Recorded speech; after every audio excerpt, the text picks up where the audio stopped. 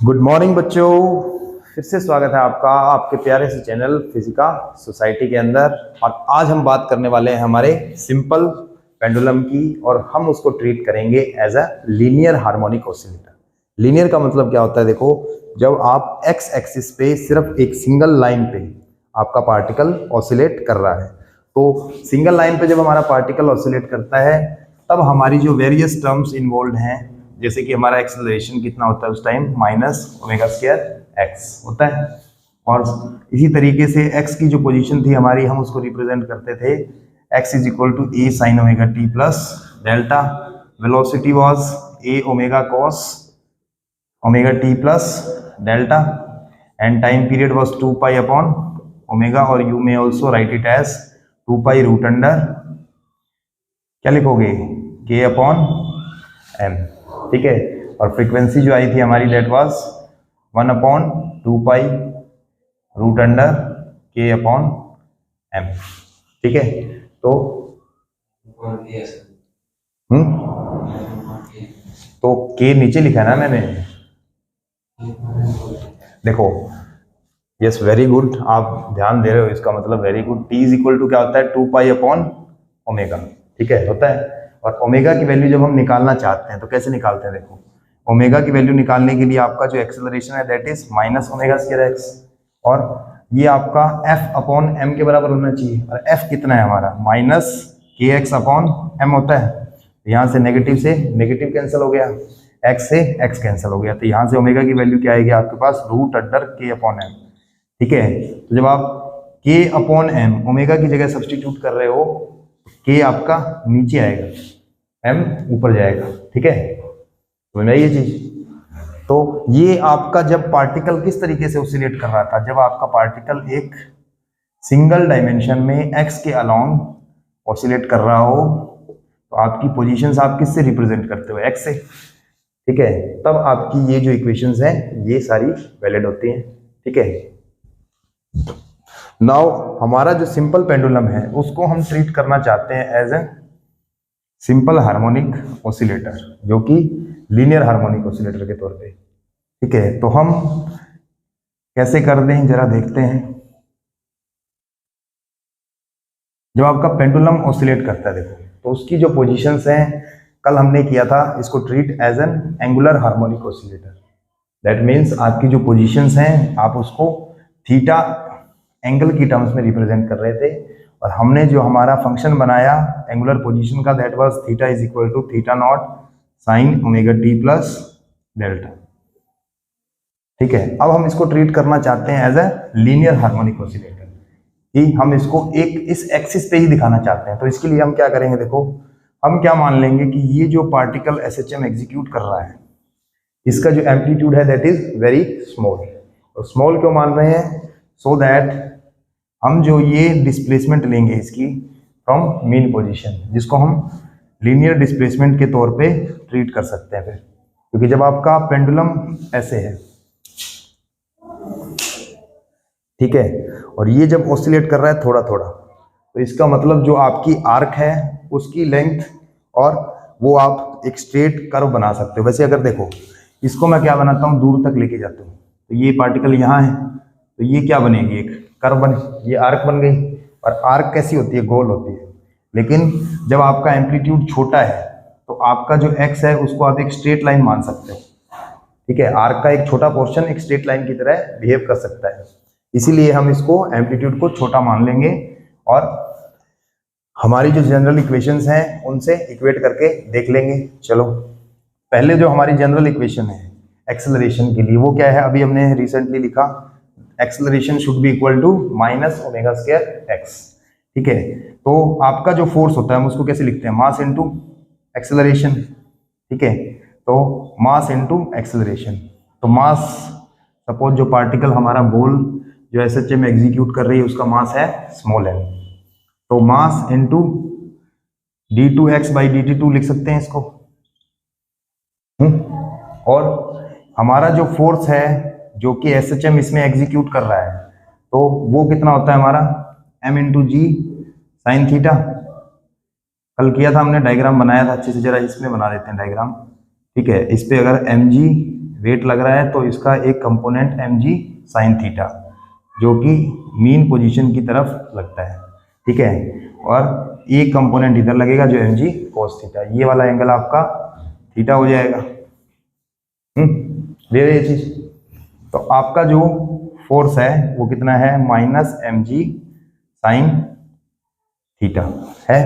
तो m से आपका m कैंसिल हो गया, सो आपका जो d2x/dt 2 that is equal to कितना आ गया आपके पास, -g साइन थीटा। और स्मॉल वैल्यूज ऑफ थीटा के लिए आप साइन थीटा को अप्रोक्सीमेटली क्या मान सकते हो, इक्वल टू थीटा मान सकते हैं। सो दैट मीन्स हम इसको क्या लिख सकते हैं अब,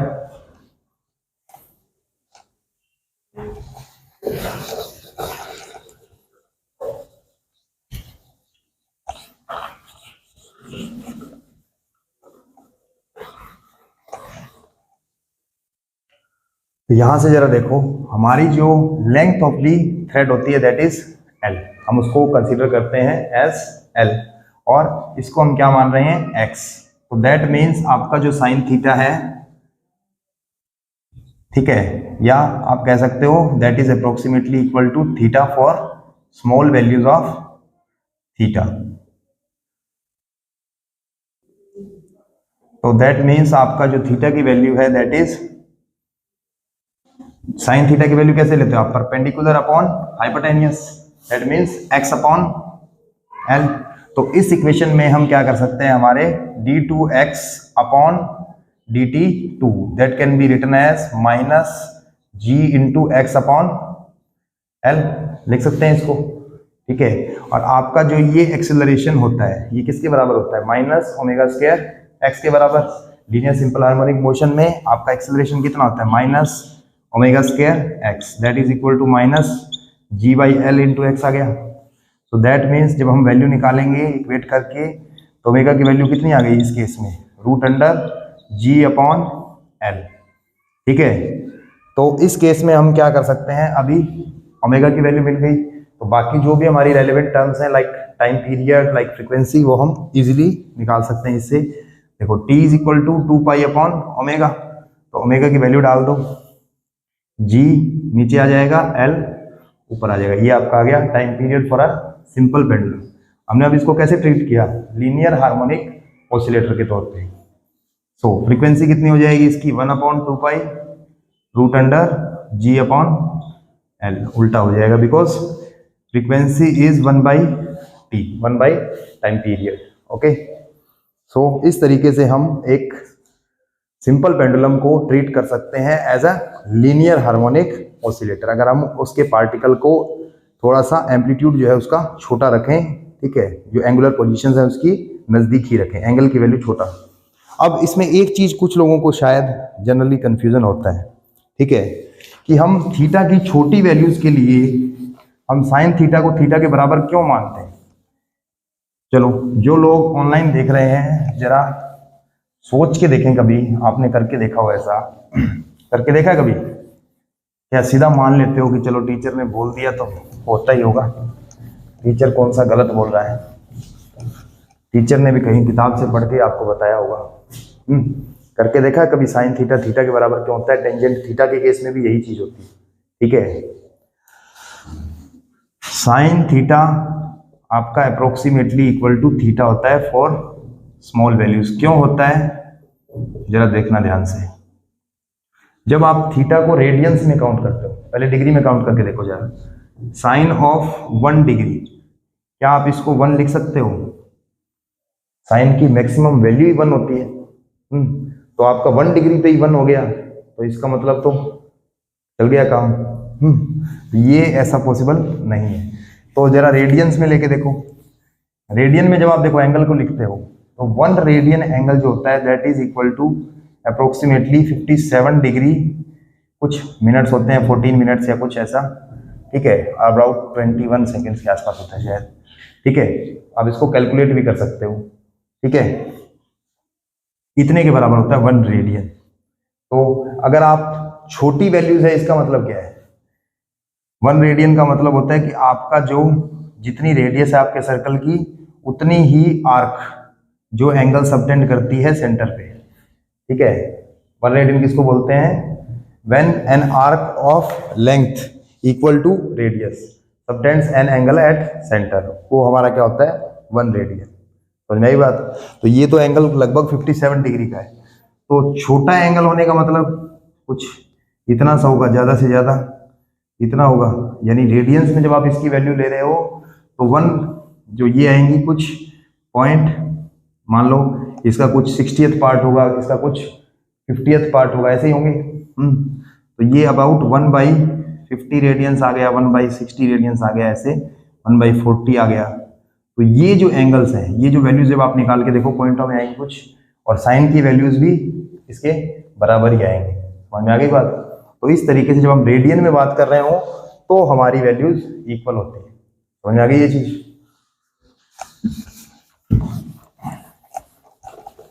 नाउ हमने टोटल एनर्जी जो निकाली थी एसएचएम के अंदर, जब हमने लीनियर ट्रीट किया इसको, हमने एंगुलर हार्मोनिक मोशन के अंदर टोटल एनर्जी नहीं निकाली, अगर आपको याद हो तो एंगुलर में हमारी जो टोटल काइनेटिक एनर्जी है और टोटल पोटेंशियल एनर्जी है उसको जोड़ देंगे तो हमारी टोटल एनर्जी आ जाएगी। तो कैसे निकालते हैं, जरा टोटल एनर्जी निकालते हैं हम। Is it visible in the screen? तो सपोज हमारा जो पार्टिकल एसएचएम एग्जीक्यूट कर रहा है कुछ ऐसे है, किसी बीच की पोजीशन में मान लेते हैं हम, ठीक है। एट दैट टाइम उसका जो एंगल है that is theta, angular position कितनी है? थीटा। तो आपकी जो पोटेंशियल एनर्जी होती है वो जनरल में कितनी आई थी हमारे पास? kx²। तो इसमें कितनी आ जाएगी एंगुलर में? यहाँ हम x को किससे रिप्लेस कर देंगे? थीटा से, क्योंकि यहाँ पे हमारी पोजीशन को कौन शो कर रहा है? थीटा। और वैसे निकालना चाहो तो निकाल भी सकते हो। पोटेंशियल एनर्जी निकालने का मैंने तरीका बताया था अच्छे से, कैसे निकालते हैं कि आपका जो एक्सटर्नल एजेंट मीन पोजीशन से इसको जिस पोजीशन पे आप चेक करना चाहते हो वहां तक ले जाने में आपने कितना काम किया एक्सटर्नल एजेंट ने, वो आप निकाल लो, वही आपकी क्या होगी? Potential energy at that point. So theta को जब हम रिप्लेस कर देंगे किससे? थीटा को कैसे लिखते हैं हम? Theta not sine omega T square. हम डेल्टा को 0 मान लेते हैं, इनिशियल फेज को एक बार 0 मान लेते हैं ताकि कैलकुलेशंस आसान रहे हमारी। K theta naught square sine square omega t आ गई। सो नेक्स्ट हमें इसके लिए क्या चाहिए? काइनेटिक एनर्जी चाहिए इसके लिए। तो काइनेटिक एनर्जी कैसे निकालते हैं? Half mv²। यहाँ पे एंगुलर स्पीड चाहिए हमें, तो v angular square. v angular हमारी कितनी आई थी? 1/2m। v एंगुलर जो आई थी हमारी, इसको डिफरेंशिएट करने के बाद क्या आएगा आपके पास? Theta naught omega cos omega t, इसका square. So half m theta naught square omega square cos square omega t आ गया। स्क्वायर करने के बाद तो इन दोनों को जोड़ दो तो आपकी टोटल एनर्जी निकल आएगी। तो टोटल एनर्जी कितनी हो गई हमारी? 1/2k। अब k वाला जो रिलेशन है जरा यहाँ पे रिप्लेस कर देते हैं हम k को ओमेगा की टर्म्स में हम थोड़ा निकाल लेते हैं। फिर इस केस में हमारा k और ओमेगा के बीच में क्या रिलेशन आया था देखो, ठीक है। इन दिस केस, ठीक है, क्या आया था? Minus omega square theta should be equal to minus k theta upon इसका moment of inertia I. That means इसका क्या हो जाएगा? ये थीटा से थीटा कैंसल, यहाँ से ये कैंसल, ओमेगा की वैल्यू आई थी हमारी √के अपॉन आई। दैट मीन्स अब हमें के की वैल्यू चाहिए इन टर्म्स ऑफ ओमेगा, तो ये क्या हो जाएगी? K is equal to omega square into I हो जाएगी। So half I omega square into theta naught square into sine square omega t plus आपकी जो उधर से काइनेटिक एनर्जी है half m theta naught square, वहां भी m की जगह आप किसको रिप्लेस कर दो? आपका moment of inertia he replace हो जाएगा, क्योंकि काइनेटिक एनर्जी जब हम किसकी निकाल रहे हैं, एक ऑब्जेक्ट की जो क्या कर रहा है, रोटेट हो रहा है, तो रोटेशनल काइनेटिक एनर्जी निकाल रहे हैं, तो हमें मास को किससे रिप्लेस करना पड़ेगा, मोमेंट ऑफ इनर्शिया से। तो I theta naught square into omega square cos square omega t, जब आप दोनों को जोड़ोगे तो इनमें से क्या कॉमन दिखाई दे रहा है आपको, 1/2 I theta naught square and omega square, तो बाकी क्या बचा, sine square omega t plus cos square omega t, तो दिस विल बिकम 1, और जो बाकी बचा आपके पास वो चीजें देखने वाली हैं, सारी की सारी कांस्टेंट है, क्योंकि आई जो है moment of inertia that is a constant, theta naught the amplitude, ठीक है, वो भी हमारा कांस्टेंट होगा, ओमेगा एंगुलर फ्रीक्वेंसी ये भी कांस्टेंट रहेगी, दैट मीन्स हमारी जो टोटल एनर्जी है एंगुलर हार्मोनिक मोशन में भी क्या रहती है, कांस्टेंट रहती है, ठीक है। तो इस तरीके से हम टोटल एनर्जी निकाल सकते हैं।